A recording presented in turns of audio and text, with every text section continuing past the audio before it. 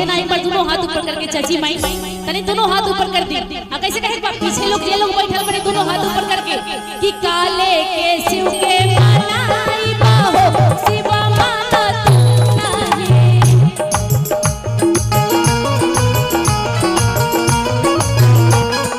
काले के शिव के मनाई बाहो शिव मानत नहीं।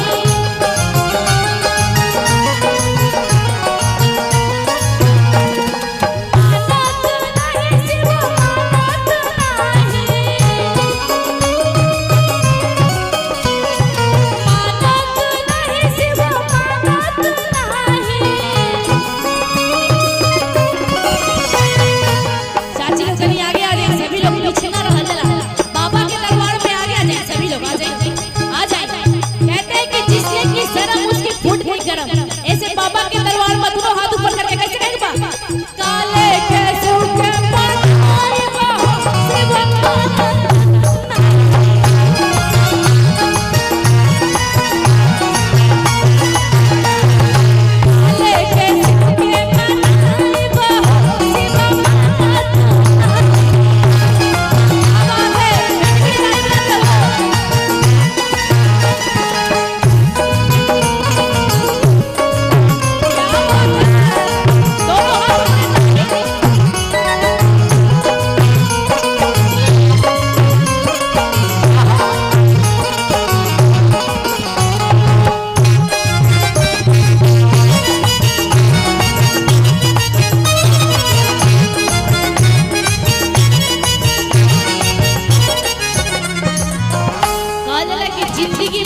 खुशी कभी गम होती है। जिंदगी में कभी खुशी और कभी गम होती है। बाबा के नाम पे तालियां वही बजाते हैं जिनके हाथों में दम होती है। पूरी मिठाई सुखा नहीं ना भाव, पूरी मिठाई सुखा नहीं ना भाव। आ जाए ला जाए कि ना 50% रक्षा नहीं खे मिला। आ जाइए आगे आ जाइए आगे आ जाइए क्या बात है आगे आ जाइए। जब उतना दूर से बाबा के जल चढ़ावे आ गए नहीं तब शर्म ना लगल नहीं तब बाबा के दरबार पर आ जाए। कहते हैं कि पिता के डांट में भलाई छुपी होती है जैसे कि दूध में मलाई छुपी होती है। पिता के डांट में भलाई छुपी होती है जैसे कि दूध में मलाई छुपी होती है। इस मंच को ऐसा वैसा मत समझना, इस मंच पे सिर्फ भोले बाबा की परछाई छुपी होती है। परछाई छुपी होती है, परछाई छुपी होती है। एक बार दोनों हाथ ऊपर करके कैसे कहेगा कि पूरी मिठाई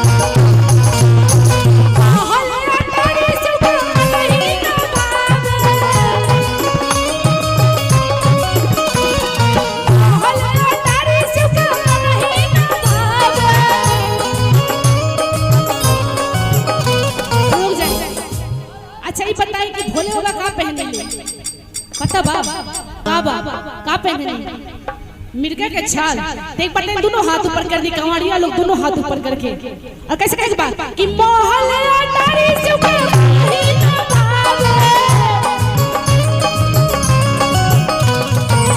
नहीं ना भाव सुखा नहीं ना भाव।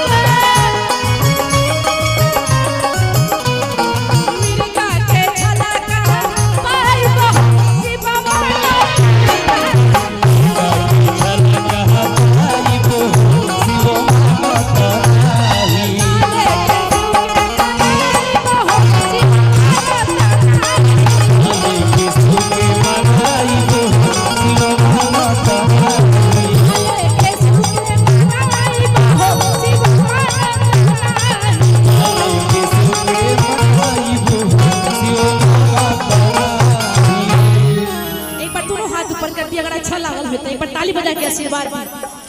भोले बाबा के बारात चले के बा, भोले बाबा के बारात चले के बा, एक बार दोनों हाथ ऊपर करके जे जे बारात चली एक बार दोनों हाथ ऊपर करके आ कैसे कहे बा कि भोला भोला भोला बन गइले दूल्हे राजा चले ले ससुरारी बजाओ बंद बाजा।